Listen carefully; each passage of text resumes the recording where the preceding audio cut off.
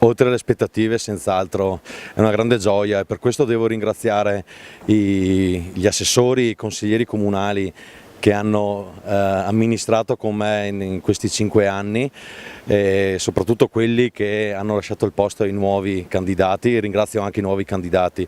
Se siamo arrivati a questo risultato insomma, va dato un ringraziamento ai cittadini ma anche alla squadra che ha lavorato e a quella che si è messa a disposizione per i prossimi 5 anni.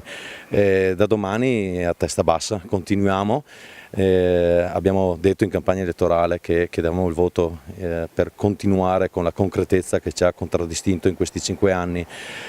L'ampio riscontro elettivo ci dà sicuramente la forza per continuare soprattutto in quelle scelte importanti per Valdobbiadene che richiedono un percorso pluriennale per il quale ci siamo impegnati e continuiamo a impegnarci. Non ho indiscrezioni se non quella della riconferma delle persone insomma, che hanno composto la giunta nei 5 anni precedenti, però c'è spazio anche per altre persone. E, diciamo, sono in una condizione privilegiata, mi sento l'allenatore di una grande squadra che ha l'imbarazzo della scelta ma che sa che chiunque entri in campo anche partendo dalla panchina può fare la differenza.